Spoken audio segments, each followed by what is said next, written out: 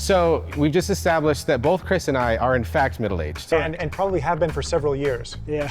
It's the Porsche that really signals strongly that if you would have worked a little bit harder, you could have driven a 911, but you didn't. Did you say slingshot? I feel like that's some sort of sexual thing that you're not supposed to do. Yeah. Yeah. They love you. This week, I have been thinking a lot about the perfect midlife crisis car. You're only getting that to that point now? Yeah, I'm there, right? Midlife crisis. Hold on. But you've been there for a while. No, are you saying that you are middle-aged? Yeah, of course. We're literally 24 hours apart in age. Right. I thought middle-aged was like 65, like 70. If you're gonna live to 130. Yeah. So we've just established that both Chris and I are in fact middle-aged. And probably have been for several years. Yeah. Oh. I don't know why this is just hitting you now, right? I know it's depressing, but Well, he was a good one. Let's move on. yeah, let's move on. I'm not even sure if I want to anymore. Live on, fight the fight. So yeah, what is it? What is the perfect midlife crisis car? What would you be driving? Okay. All right, so you're a very underpaid, or even more depressing, appropriately paid, like high school, not even football coach, but like counselor, or you're temping, but he's a substitute teacher. This is your second marriage. It's also about to fail. Your kids hate you. All you can afford is a $2,800 convertible red Miata. Yeah, I would have picked the Miata too, but I can't now. So I'm gonna go like upgraded by not 1, but maybe 0.7. Yeah. Up to the Porsche Boxster. Yeah. Not a recent one though. It's got to be one of the oldest, most pathetic ones you can get your hands on. That's like 215 horsepower Porsche. It's the Porsche that really signals strongly that if you would have worked a little bit harder, you could have driven a 911, but you didn't. And everyone's always going to ask you, why didn't you just buy the 911? But both convertibles, right? Oh, absolutely. It have to be, right? So you can have the air going through your bald head and Well, yeah, you just want to feel it tickle those 2 hairs you have left. yeah, just so you can feel alive for a moment before you die. Yeah, for a okay, moment. fair enough.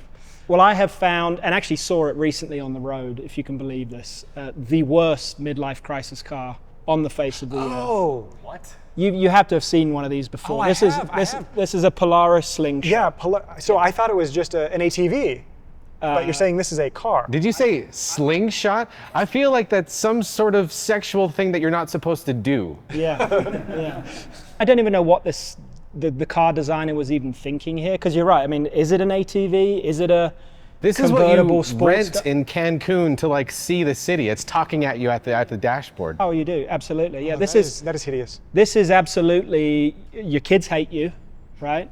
You've got nothing really to live for anymore. Your wife has left you for a waffle-eating Belgian, right? Like there is not much in your life anymore that really brings you joy. And this is your attempt at finding joy. I'm trying to take all this in. Okay, first off, this isn't even his. He's at the dealer. Look at those t-shirts for sale on the background. Or did he just drive it into the front of a Kmart? Yeah. In all of his 3-wheeled glory. Yeah. I don't think it's possible to top that. I just think it's absolutely atrocious. I'm going to be trying to top that in my nightmares. Okay, yeah. That is a perfect midlife crisis car. So what if you've done a little bit better in life, though? You've surpassed temporary. You've surpassed substitute teaching. Now you've got quite a bit of money. This is your third wife. This is your second mistress. She's from Spain. Ferrari. Yeah. Okay. All right, everybody. So what is the perfect Ferrari then? 355. 355s. F40. F40, 458. Those are all pretty solid. A red one. There you go. There you go. Okay, I saw the perfect Ferrari. It was a friend of mine I went to lunch with. He said, "Oh, my friend just bought like a 90s Ferrari." And I'm like, 90s? Okay, that's the 355. That's the 348. I think that's the F50. Those are all 90s. But this bad boy right here, a 2007 F430 red, manual transmission, of course, tan leather. This is perfect. Mid-engine, manual transmission, screaming V8.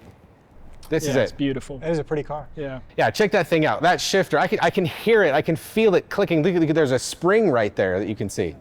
I love the dog leg down into reverse here too. If your shifter doesn't accumulate a lot of crumbs, it's not really a good shifter. That's how it's designed for lubrication. Yeah, you yeah, get the Teddy Grams down in there.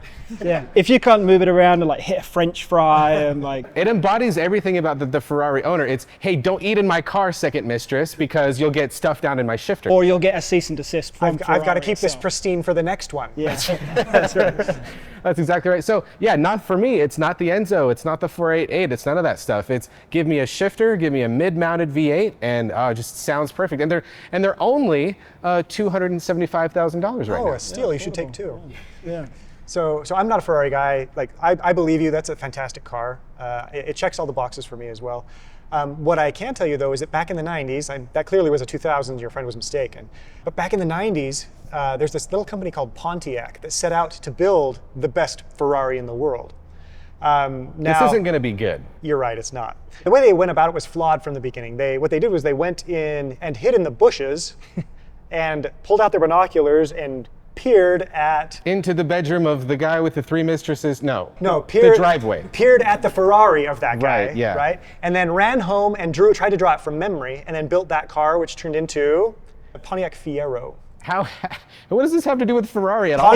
Pontiac set out to build the perfect Ferrari and built the Fiero. They stole like the letters. Yes, they did. And they stole the mid-engine layout, they stole the two seats, they stole the basic body shape, all of that. But they did it all extremely badly. A Ferrari in a parking lot draws a crowd, right? A Fiero in a parking lot is also hard to miss because you just follow the trail of coolant. Yeah. Yeah. Right. This was a complete disaster. It was actually fairly popular, but as a car, it was terrible. So it couldn't get any worse than this, is what you're saying. Well, there was one guy that saw the potential for this to be like a little Ferrari, and he took it all the way and blessed the world with the Fiero Enzo. Oh my God. Oh no. This is an open-shirted Italian man that has literally had sex with a Corvette. And this was the offspring. Yeah. So this began life as Horrendous. a Pontiac Fiero, and then somebody put the Enzo body kit on it. That mental image is going to stick with me for some time. Thank you so much, Chris. So you take an Enzo and you make it shorter all the way to just no. Agreed. Yeah. Like this is a farce. Yeah.